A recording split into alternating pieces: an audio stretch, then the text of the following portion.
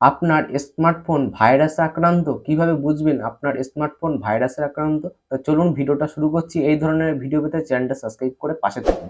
তো চলুন কিভাবে বুঝবেন। নাম্বার 1 পয়েন্ট, মোবাইলের ডাটা তাড়াতাড়ি শেষ হয়ে যাওয়া। নানান রিলস ভিডিও, ইউটিউব ভিডিও যে সময় চলে যেত তার অর্ধেক সময় ডাটা শেষ হয়ে যাচ্ছে, তখন বুঝতে হবে আপনার স্মার্টফোনে ভাইরাস আক্রান্ত হয়েছে। এবং 2 নম্বর যেটা বলবো, যেটা অটোমেটিক ফ্ল্যাশ লাইট জ্বলা এবং একটু আগে আপনি ফ্ল্যাশ লাইট অফ করলেন কিন্তু দেখলেন আবার জ্বলছে, এবং দেখলেন অটোমেটিক ক্যামেরা অন হচ্ছে, এরকম কার্যকলাপ চলতে, তখনই আপনার বুঝতে হবে আপনার স্মার্টফোনে ভাইরাস আক্রান্ত। 3 নাম্বার পয়েন্ট হলো দ্রুত ব্যাটারি শেষ হয়ে যাওয়া। যেমন আপনার মোবাইলে চার্জ থাকতো 12 ঘন্টা, সেখানে আপনার মোবাইল 6 ঘন্টাতে চার্জ শেষ হয়ে যাচ্ছে, এবং এই সমস্যায় পড়লে তখন আপনাকে বুঝতে হবে আপনার স্মার্টফোনে ভাইরাস আক্রান্ত হয়েছে। এবং 4 নম্বর যে পয়েন্টটা বলবো, অস্বাভাবিক বিজ্ঞাপন চলে আসা, অর্থাৎ ইল্লিগাল, তারপর অ্যাডাল্ট টাইপের বিজ্ঞাপন চলে আসা হঠাৎ হঠাৎ, তখনই আপনার বুঝতে হবে আপনার শখের স্মার্টফোন, আপনার প্রিয় স্মার্টফোন ভাইরাসে আক্রান্ত হয়েছে।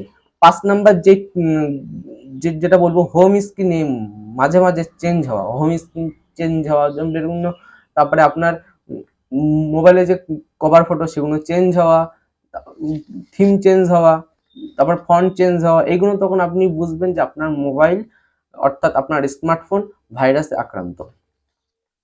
এতক্ষণ তো বললাম যে ভাইরাসে কিভাবে বুঝবেন যে আপনার মোবাইল ভাইরাসে আক্রান্ত হয়েছে।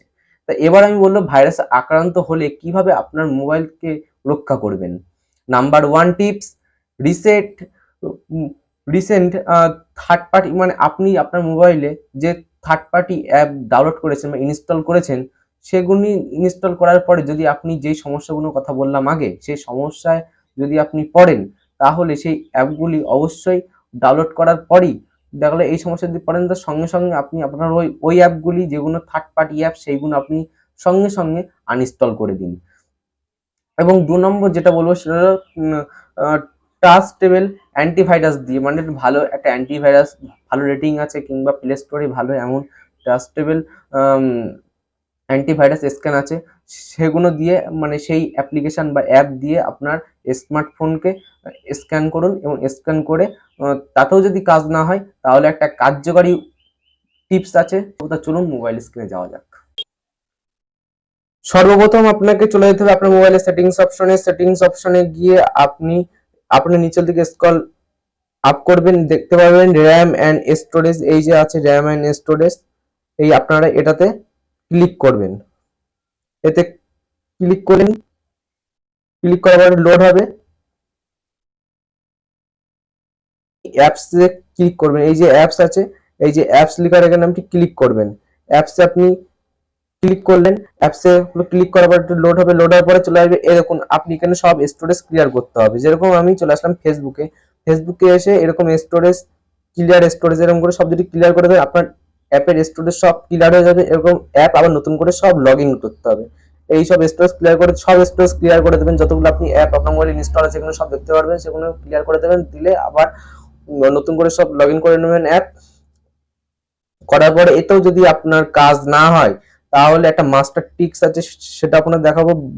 ব্যাকে আসবেন, ব্যাকে এসে সেটিংস এর পাশে এখানে সার্চ বাটনে সার্চ করবেন যে আপনার রিসেট, এই এখানে দেখবেন রিসেট আর হলো লেখার পরে দেখতে পারবেন অনেকগুলো অপশন চলে আসবে, এই রিসেট অল সেটিংস, এই লেখাটা আপনি ক্লিক করবেন।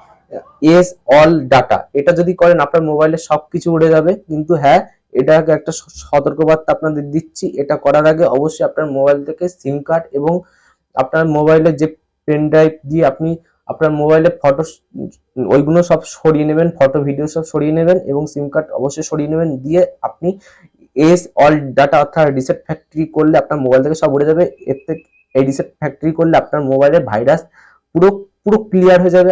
Viral tricks,